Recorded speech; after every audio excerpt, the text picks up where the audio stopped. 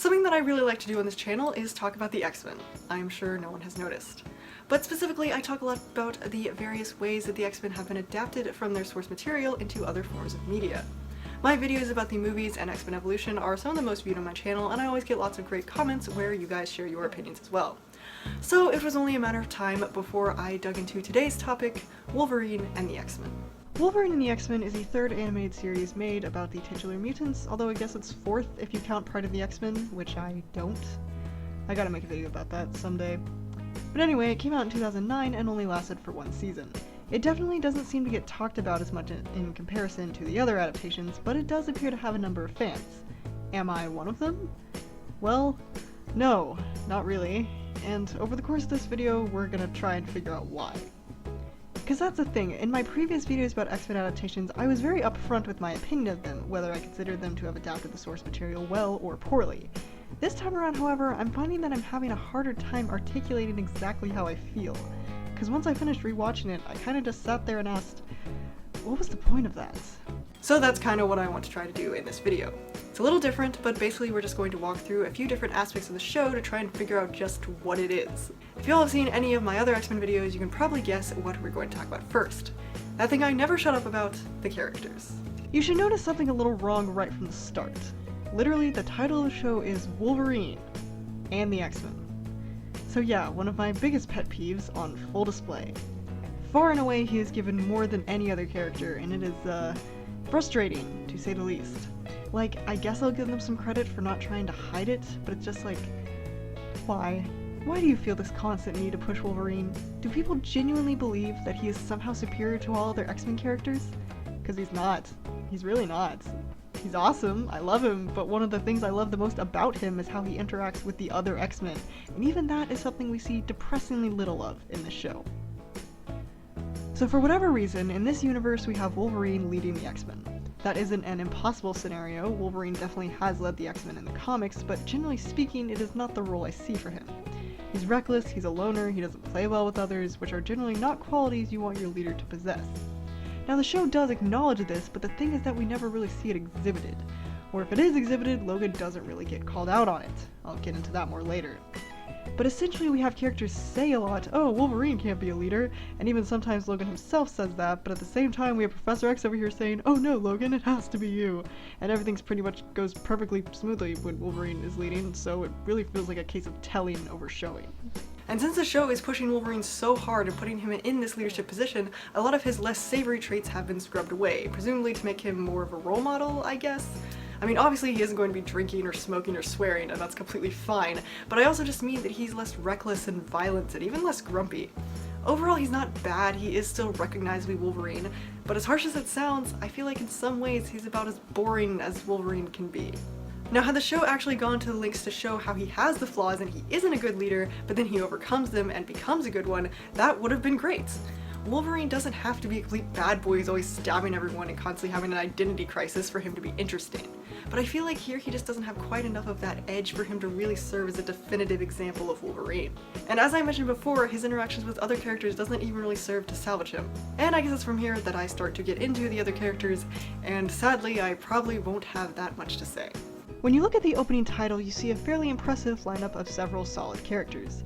Beast, Storm, Cyclops, Kitty Pryde, Nightcrawler, Iceman, Emma Frost, Rogue, and even characters like Forge and Angel, who are surprising inclusions, but certainly welcome ones. And if you're like me, back when I was naive and assumed that characters other than Wolverine would be given some level of importance, then you would probably get excited because these are all great characters who have great potential for storytelling and fun interactions. But then, as you actually watch the show, you become immensely disappointed because out of all those characters I named, about half of them don't serve much of a purpose beyond window dressing. Like, the more you think about it, the sadder it gets. One of the reasons it's so sad is because for the most part, the characters aren't adapted badly. Like, for instance, I think Hank, Kitty, and Bobby are all done pretty well, and their interactions are a lot of fun to watch, but the moments where they actually get to shine are so few and far between that you don't ever really get a true sense of who they are as characters. None of them get an episode focusing on learning about them and exploring their character, and sure, maybe that would have come in season 2, but there is no season 2. This is all we got, so that's what I have to judge it on. It just depresses me because we have glimpses of goodness here, and had they leaned into these characters more, I think it could have been a lot of fun, but they don't, because apparently everything is about Wolverine and we can't be bothered to focus on anyone else. Even the characters who do get episodes or storylines still get barely anything. Like, for instance, Storm. Yeah, I know, buckle up, Veronica's about to go off about Storm again, but seriously, why? She has one episode which is ostensibly supposed to be about her, but Aurora herself is really more of just a plot point within her own episode. We don't really ever learn anything about her as a character over the course of the entire show, other than she's African, she has some plants, she likes flying, and she's nice, I guess. This is quite possibly the most bland and lifeless I have ever seen Storm in anything, and I am not happy about it. And once again, it's not even that she's being horribly misrepresented or that she's unrecognizable. It's just that she has no personality at all. It's like, bro, if you want to have Storm in your show, then have her in your freaking show. I am so sick of Storm just being used as a lightning rod who flies around, gets a line every now and then, but has zero meaningful interactions with any of the other characters and zero impact on the overall story. You have one of the most iconic female superheroes of all time, and this is how you use her? I'm sorry, this is totally me going off on a tangent, but I am just so unbelievably over how pretty much every adaptation has used, or should I say, criminally underused, one of my favorite characters. The fact that we have not had a halfway decent version of her since 2003 infuriates me, and I want it to change. Anyway, yeah, got a little off topic there, but that is kind of how it is. As sad as it is, you could pretty much cut Storm out of the show entirely and very, very little would change. And I hate that. That's it. Oh boy, already got a rant out of me and we haven't even gotten to Rogue yet. I'm doing great. But to talk about some of those other characters who do get slightly more, Nightcrawler actually gets to lead a few episodes, and in my opinion, they are some of the best in the entire series. Probably because it gives us a break from just Wolverine all the time, and also he is typically in new locations doing fun stuff with other characters, and it's just generally a nice change of pace. Kurt as a character isn't at his best in this show, he's not quite as fun as he could be, but overall I do think he's pretty good, and it's nice to see him having some level of prominence here. Forge's inclusion is very surprising, as I said before, because first of all, he's not a super popular or well-known character to begin with, and second of all, he isn't even really Forge here. Like, Comics Forge is a middle-aged Vietnam vet who has a complicated history with Storm, and who always struck me as being kind of cynical and jaded. Still a good guy, certainly, but he was never the most straightforwardly heroic or optimistic type. Whereas here, he's the naive new guy who basically serves no purpose outside of comic relief. And yeah, sure, he's kind of funny sometimes, it just feels weird to me that they chose to adapt Forge in this way. It's like they wanted a gadget guy, but they didn't want to just use Beast like most adaptations do, so they chose the traumatized war veteran, but they made him young and clumsy and have everyone pick on him all the time. I don't guess I have that much of a problem with it, because Forge isn't one of my most favorite characters, and he obviously is not really that important here, but it just strikes me as a weird decision. Now when it comes to Angel, here's an area where I genuinely have some positive things to say. Wolverine and the X-Men has the somewhat dubious honor of being the only show to even come close to doing Angel correctly. Because I don't know if there's a curse on Warren or something, but no one, not the animated series, not Evolution, not the movies, has been able to get him as a character. And even more than that, they really don't get why he becomes Archangel and why that change is so significant. Whereas here, they actually demonstrate some understanding of who Warren is and how he ticks. He's not ashamed of his wings, he loves his wings, and he hates having to hide them, something which none of the other shows or films seem to understand. Like, it's pretty telling that in the comics, after Angel lost his wings and everyone thought he died, it was staged to look like a suicide, and no one found that suspicious. He was so distraught and depressed that all of his closest friends believed that he would have killed himself. And yet, for some reason, none of the other adaptations get that, and I have no idea why. But anyway, the point is that here they actually do get it. In a similar vein to all the characters, Warren still doesn't get as much as I would like, but we do spend a decent amount of time with him prior to him losing his wings. It's very well established how much he loves them, and it's believable that he would go to these terrible lengths to get them back. Unfortunately, after he transforms into Archangel, we never see a resolution where he rejoins the X-Men, something which presumably would have happened in the non-existent Season 2, but for what we get, it's a very respectable adaptation of the Archangel story.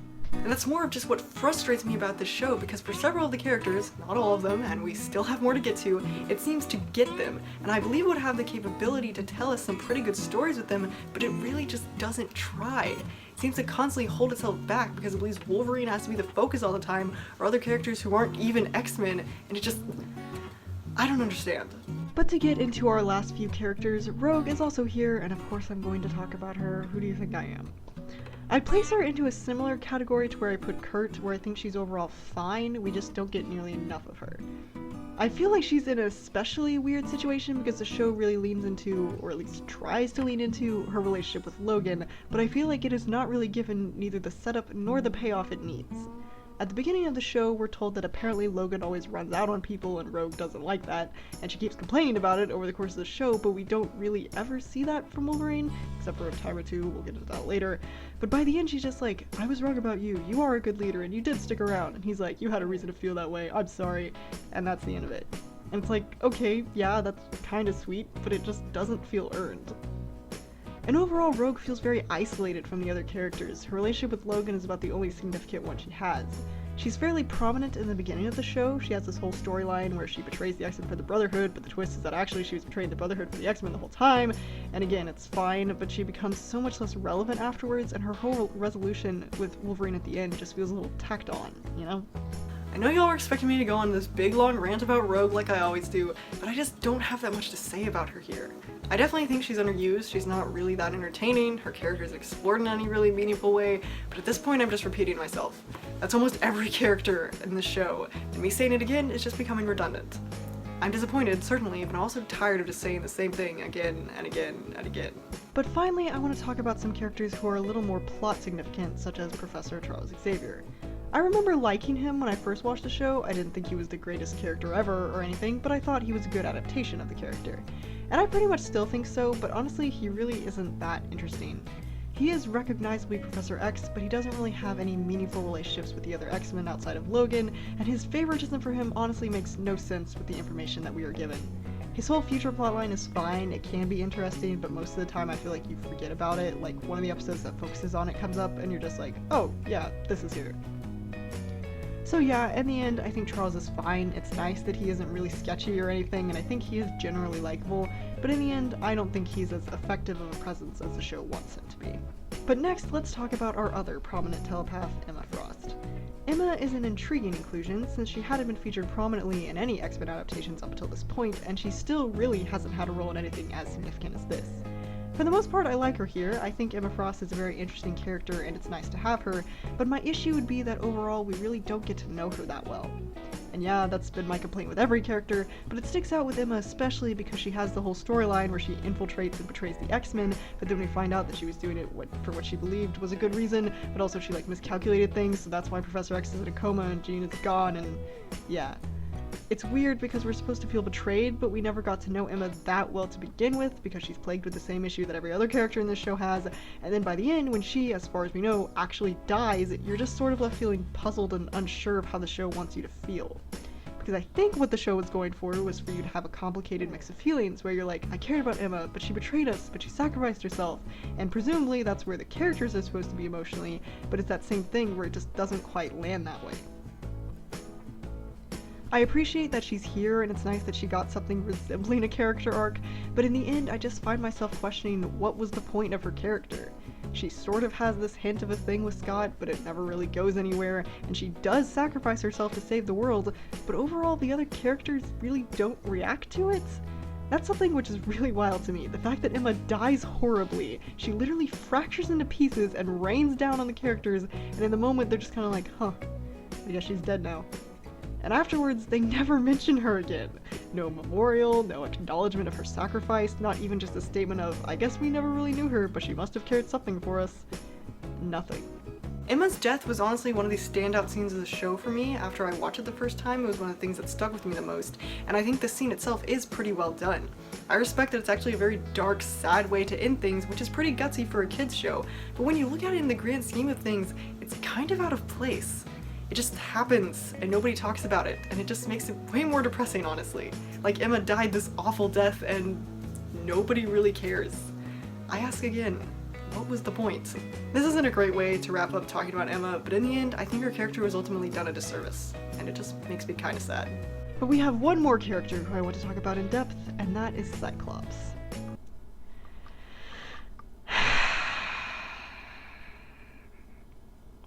Y'all thought I went on about Storm, you ain't seen nothing yet. So there's this unfortunate trend that's arguably been going on since the 90s, where similarly to Angels, adaptations don't really seem to get ya boy Scott Summers. And Wolverine the X-Men is unfortunately no different.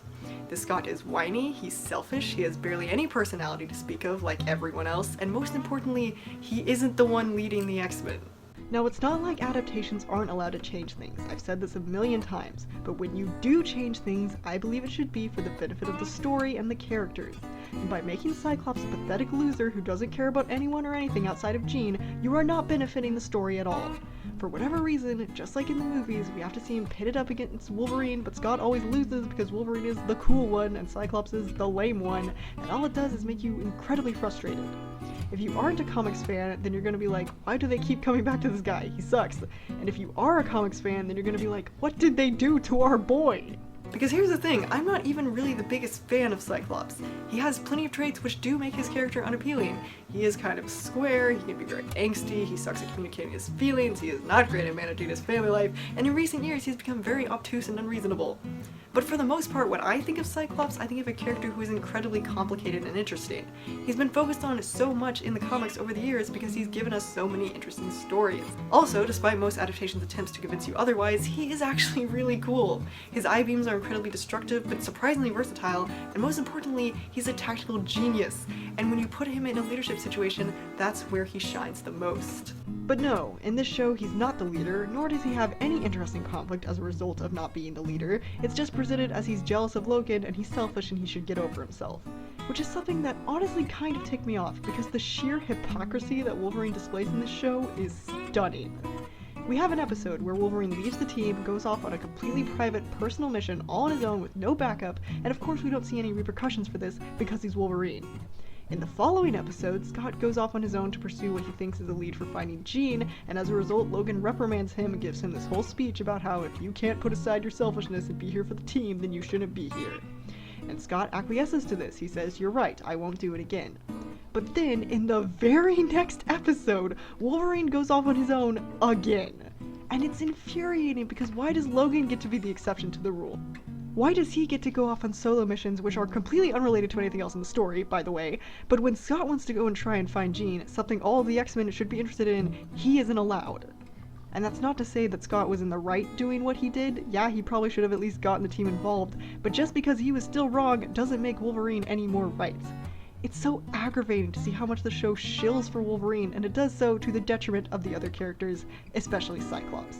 They don't even try to hide their bias, and it is so irritating. So I have a message for you, future creators of X-Men adaptations. Cyclops is an interesting character. He can be used to tell a lot of great stories. Yes, he and Wolverine have a very famous rivalry, but that doesn't have to be what defines either of their characters. If you're gonna take these two giants of X-Men history, and even just comic book history, and reduce them to just being two guys who fight over a redhead, then you are doing them a massive disservice. They deserve better, and we deserve better. That's pretty much all I have to say about the characters. There are honestly a ton of characters in this show, but I really feel like I would just be repeating myself. Really quick, I'm going to just run through all the characters that I thought were relevant and briefly share my thoughts on them. If a character isn't in here, then it means I literally have nothing to say about them. Really, she's just a plot point and little else. Nice to see him. Actually, Bishop is really cool. She's kinda cool, but ultimately not really that memorable. Nice to see him. I hate Marrow, she's obnoxious and self-centered, and that's all I have to say. Why is she here? And really, who cares? I almost felt something. Nice to see her. Why? Daddy issues for days, am I right? They want you to think he's funny, but he's annoying. He's just annoying. He's very comic accurate, which means I hate him. Somehow she had more character development than almost all of the actual X-Men. I also hate Mystique pretty much no matter what she's in, so... Also, the Wolverine romance thing was pretty weird. Who is he even supposed to be here? How many times do I have to tell you, Kane is not a mutant? Why is she evil? Nice to see her. This whole scene confused me. Why haven't we had a heroic Gambit since the 90s? Why is he not evil? Nice to see her. Why have we not had a heroic Psylocke ever? Fun fact, Vindaloo is actually a type of curry. What's that? You didn't know this character's name was Vindaloo? I don't blame you. But that about sums up the characters. Something else I wanted to mention is that overall I am not huge on the character designs either. Most of them are fine, and I understand that my enjoyment, or lack thereof, of the animation style is incredibly subjective, but I really, really hate how tall and long-legged Wolverine is. Like, come on, Logan's whole thing is that he's short and stocky. He's a tiny, hairy, vicious little man, and it's hilarious. Obviously, it's not like his whole character depends on it or anything, but it just bugs me, and it's extra annoying with how hyper-focused the show is on Wolverine. But anyway, that's sort of a nitpick. It's just something that bothers me. But now I want to dive into the story, because this show is a lot more plot-driven than the previous X-Men cartoons. They did still have overarching storylines, but not to the extent that we see here. Within this series, we have a straight-up inciting incident. There's a strange explosion at the X-Mansion, after which Jean and Professor X disappear, and it leads to the X-Men breaking up and not being a team for an entire year. Then they rebrand together, find the professor, and learn that they have to try and prevent a terrible Sentinel-ruled future. And also find Jean, if possible. Now, I don't have any problem with this premise, or with having a more story-driven show, but my problem is with the execution.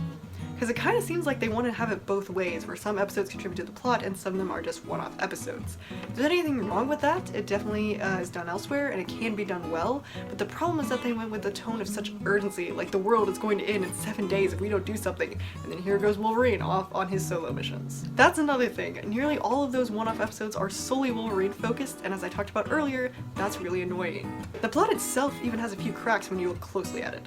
First of all, why did the X-Men break up? You might say, oh, they lost their leader, but that's happened plenty of times, and there's no reason why they couldn't have continued looking for Professor X under the leadership of Cyclops, or Storm, or Wolverine, apparently. Especially since they get back together so easily. The only people who seem to be reluctant are Scott, Rogue, and Peter, and like, Scott doesn't take a whole lot of convincing, and Rogue joins back eventually too, which seemed to be her intention the entire time, so basically it's just Peter. And also Warren, I guess, but he is sort of there.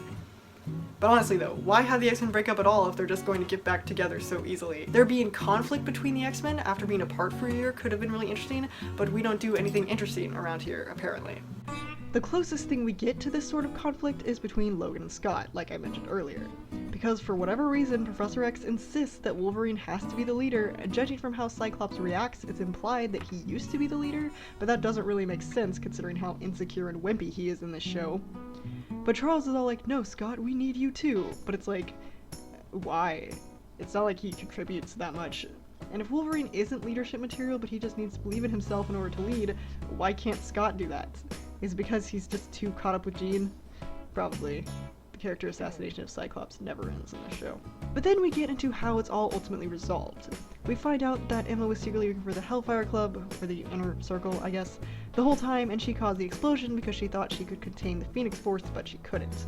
The whole situation with Emma and the Inner Circle is kind of weird to begin with, because Emma seems to genuinely believe that their goal the whole time was to destroy the Phoenix Force, but Shaw and Selena over here like, that was never the plan, lol.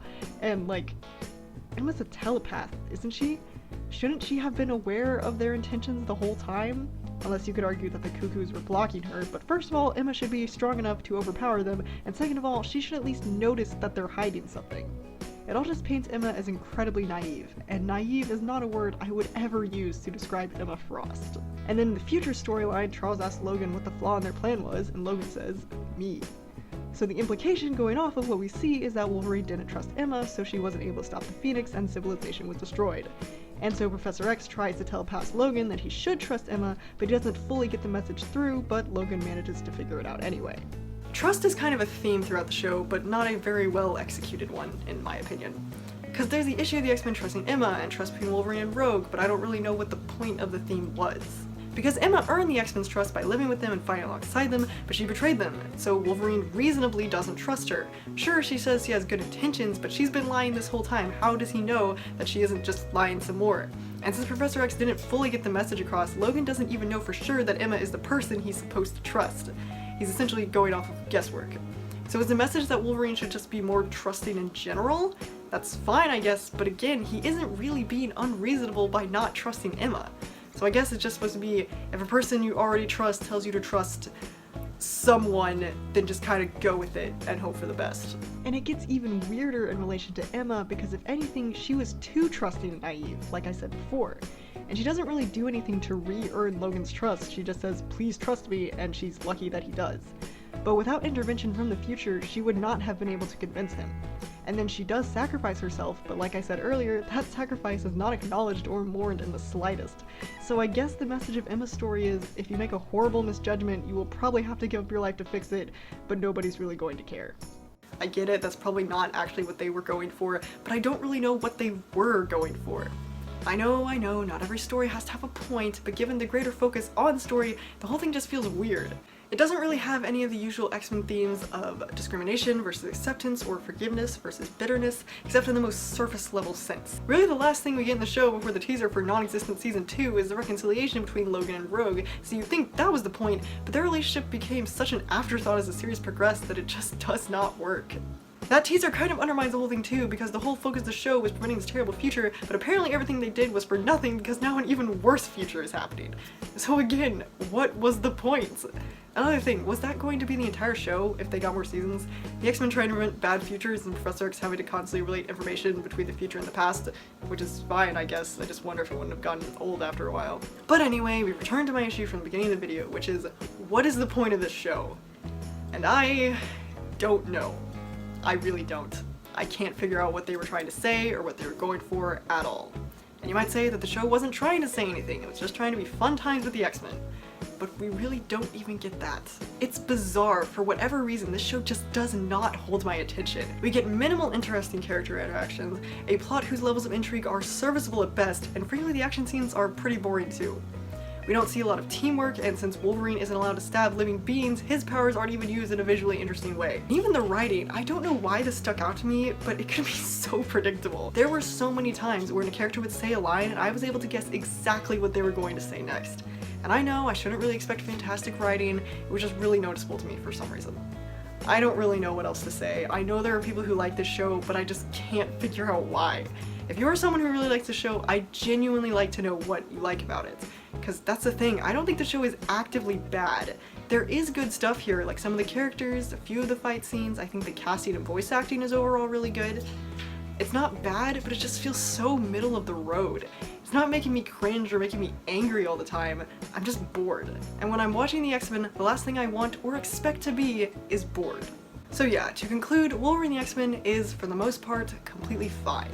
It has some really good parts and some really bad parts that ultimately come together to make a largely uninteresting show with a rather depressing ending. Kind of like this video.